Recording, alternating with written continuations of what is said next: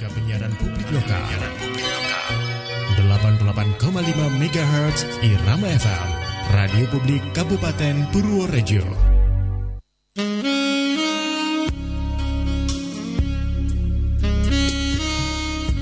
Lembaga Penyiaran Publik Lokal 88,5 MHz Irama FM, paling dipercaya, milik kita bersama.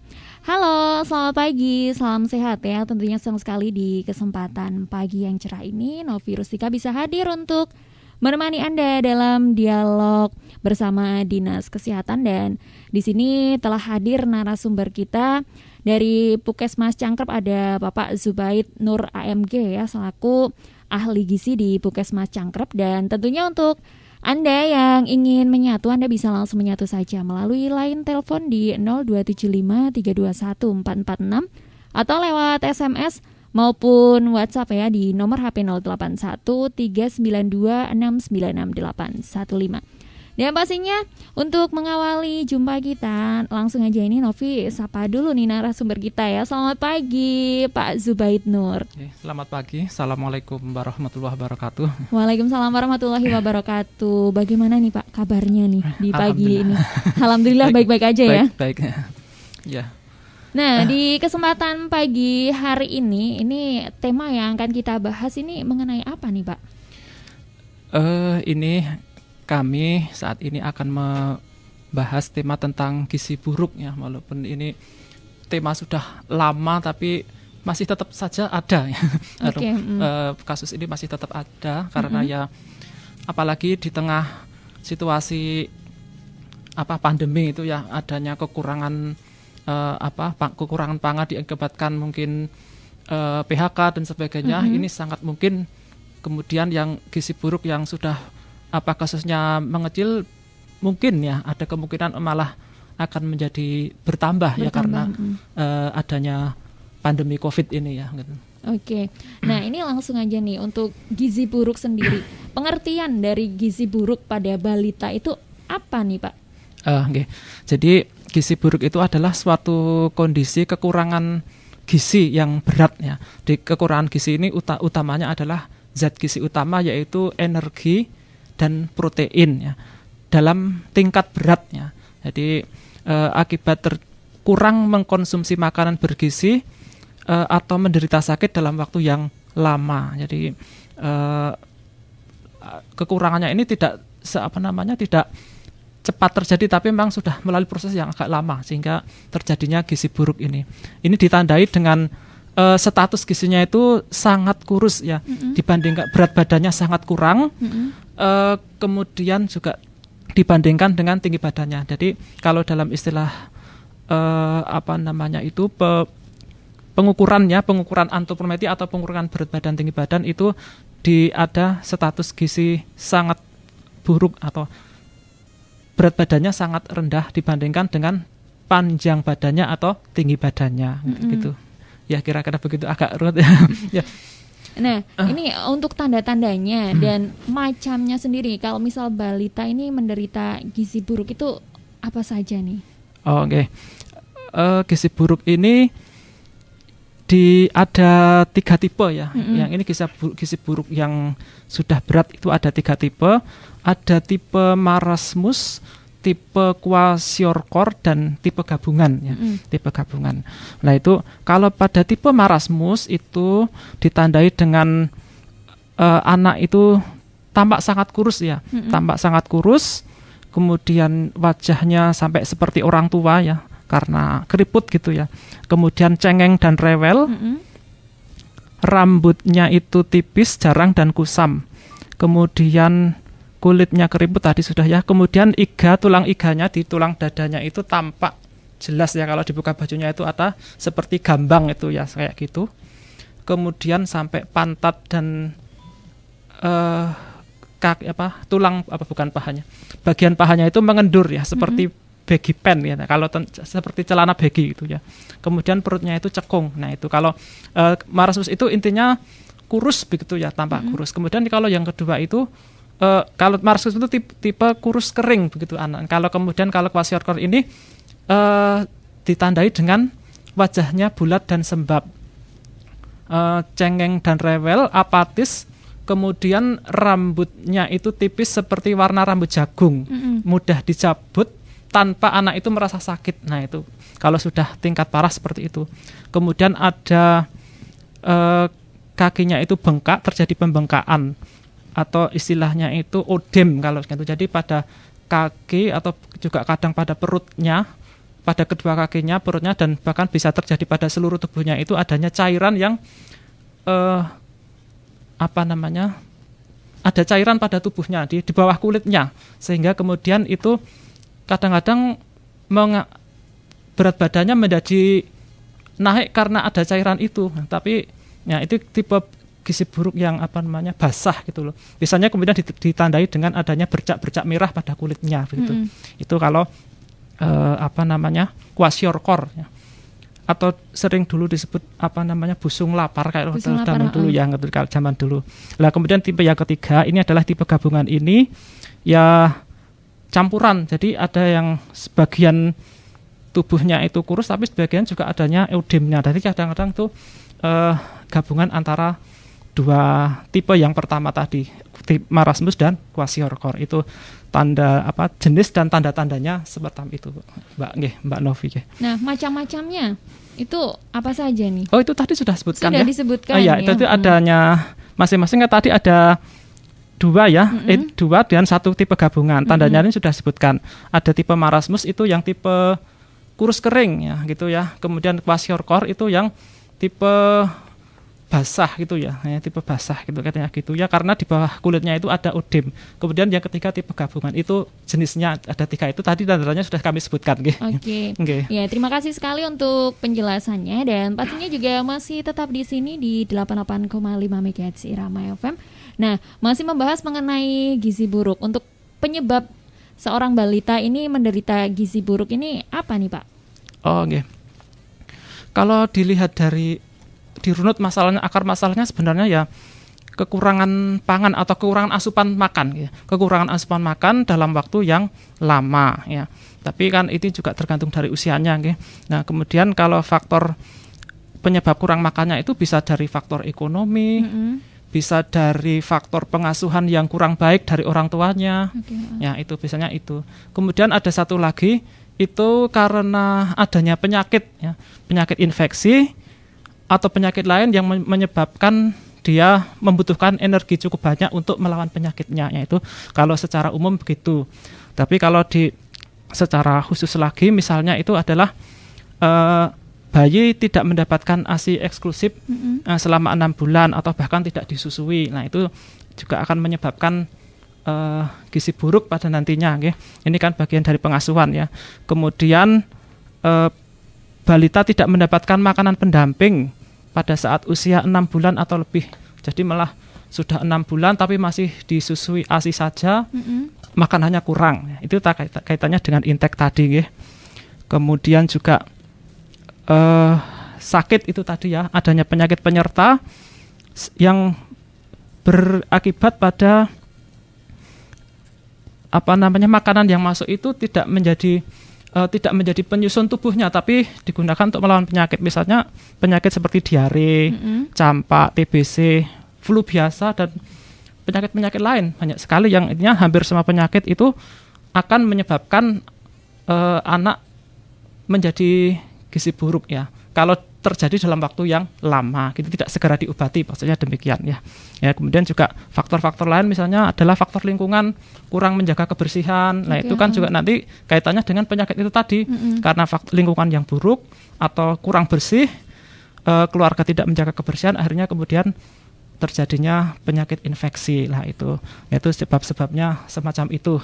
Berarti untuk ibu yang punya anak balita harus benar-benar menjaga kebersihan ya, berarti ya?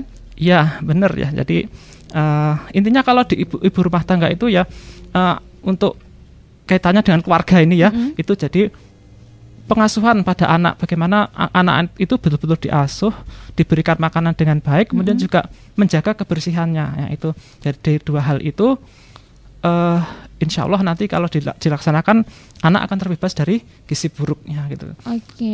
Tumbuh dengan baik, maksudnya demikian ya, bukan hanya gitu. Nah, tadi sudah dijelaskan nih mengenai penyebab gizi buruk pada balita. Lalu bagaimana nih masyarakat umum mengetahui jika balita ini terjadi gizi buruk nih? Begini Mbak, jadi kan kita di masyarakat ya itu sudah dilaksanakan posyandu ya, posyandu atau yang kita sudah tahu ya posyandu itu apa ya, yang kegiatan pokoknya memang penimbangan ya. Tetapi di situ sebenarnya kegiatan pokoknya itu adalah pemantauan pertumbuhan. Nah, itu yang sering tidak diketahui oleh masyarakat. Yaitu tahunya kalau masyarakat itu di situ nimbang ya, pada balita ya, penimbangan balita. Tapi pada sebenarnya inti pokoknya itu kegiatannya adalah pemantauan pertumbuhan. Lah, pemantauan pertumbuhan itu dilakukan dengan setelah ditimbang itu dicantumkan di KMS atau kartu menuju sehat.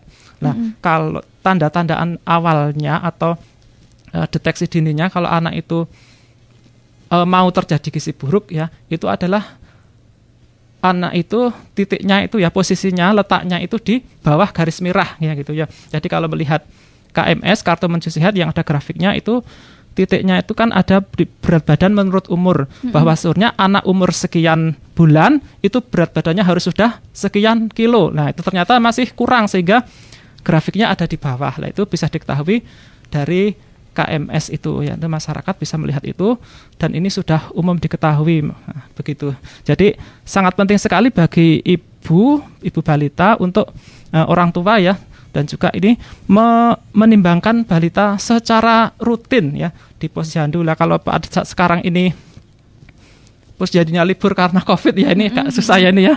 Itu ya bagaimana caranya kalau memang ada tanda-tanda anak itu kurus kemudian perlu mendapat perhatian khusus ya, bisa dibawa ke posyandu sendirian atau ke bidan terdekat, gitu bisa untuk ditimbangkan, diminta oh ini bagaimana perkembangan anak saya kira nanti akan dibantu gitu ya.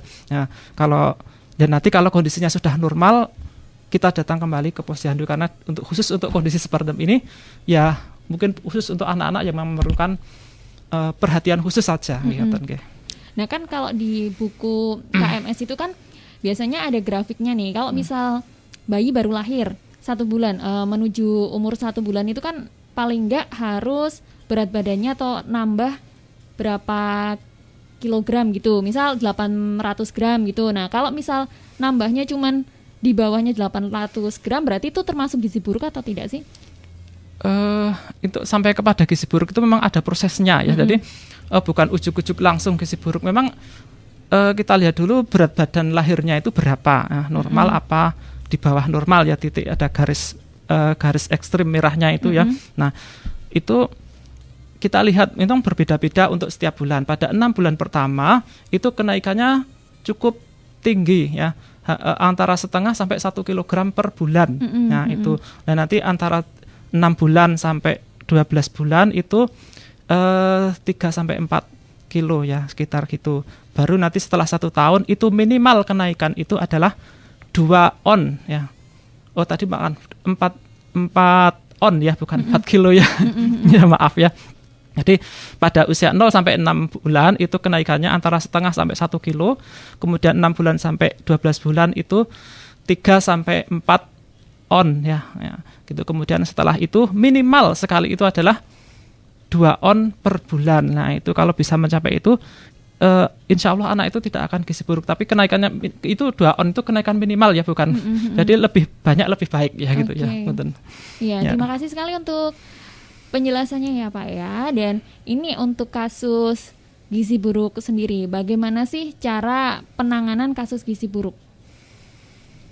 Penanganan ya itu maksudnya demikian. Jadi kalau sudah terjadi kasus gizi buruk pada anak itu ya artinya anak itu kondisi sudah parah ya, itu ya perlu segera dirujuk ke pelayanan kesehatan, misalnya ke puskesmas. Nah nanti akan ditangani sesuai dengan tingkat masalahnya.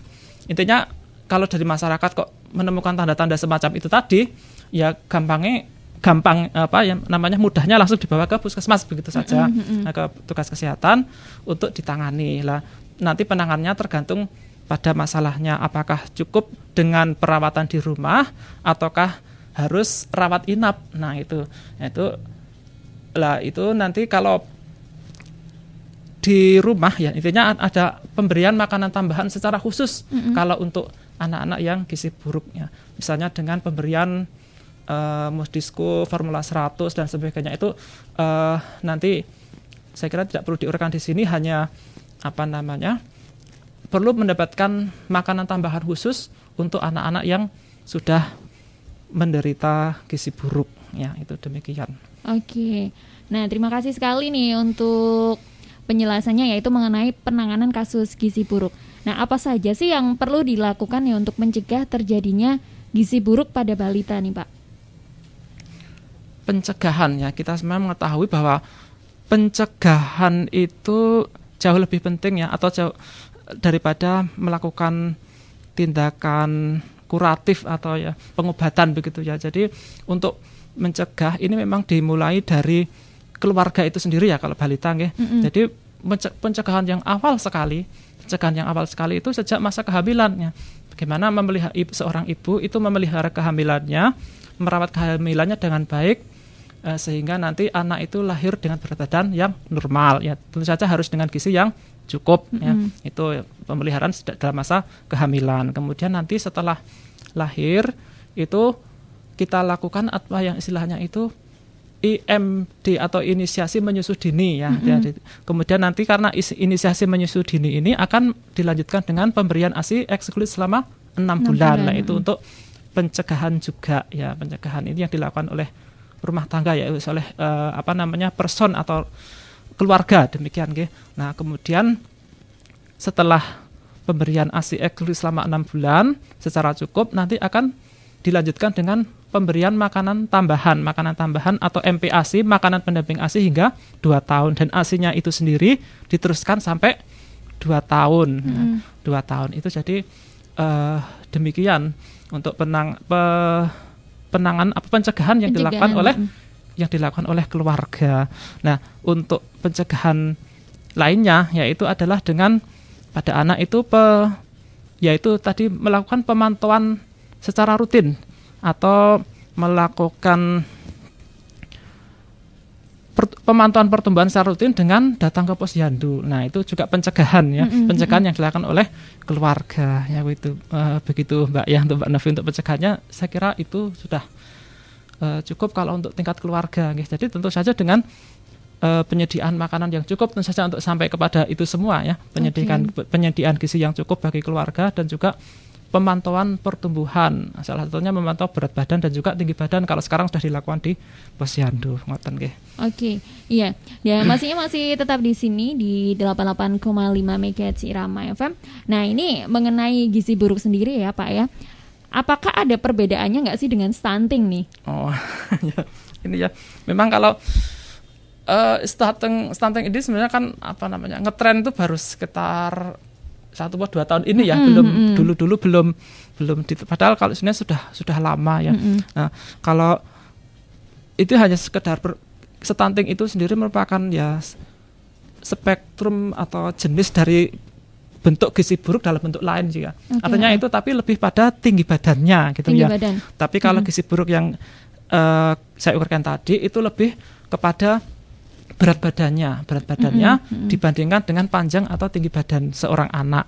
Nah, tapi kalau stunting ini lebih kepada tinggi badannya atau panjang badannya dibandingkan dengan umurnya. Jadi tinggi badan rata-rata itu dia kok lebih pendek dari teman-temannya. Nah, itu berarti dia itu mengalami kelambatan pertumbuhan ya, itu disebut kemudian stunting ya. Atau stunting itu kan terhambat gitu ya, artinya gitu ya, begitu. Ya kurang lebih demikian kalau perbedaan antara stunting dengan gizi buruk ya gitu.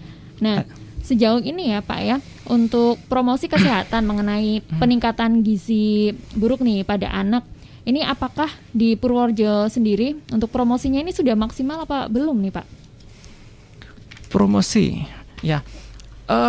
Kita penanganannya kalau dari Dinas Kesehatan dan juga Kementerian Kesehatan gitu ya, itu tentu saja kalau untuk pencegahan gizi buruk ini melalui posyandu itu tadi ya, pencegahan melalui posyandu. Jadi ya kita lakukan dengan revitalisasi posyandu. Jadi posyandu itu biar bagaimana bisa hidup, artinya atau menjadi posyandu yang mandiri. Nah, posyandu yang mandiri dengan kader-kader yang pintar dan mumpuni. Nah, itu dan tentu saja ya dipantau oleh petugas kesehatan dari puskesmas, yaitu dipantau oleh ketua puskesmas, melakukan kunjungan ke posyandu dan juga melakukan pembinaan terhadap kader dan juga kalau perlu melakukan pembinaan kepada ibu balita langsung ya. Kalau di saat ini sudah ada juga di samping sekarang ini sudah ada namanya pemberian makan bayi dan anak, itu adalah suatu upaya PNBA ya, pemberian makan bayi dan anak itu sudah diberikan secara khusus, itu juga dalam rangka pencegahan gizi buruk dan itu adalah promosi, dan promosi ini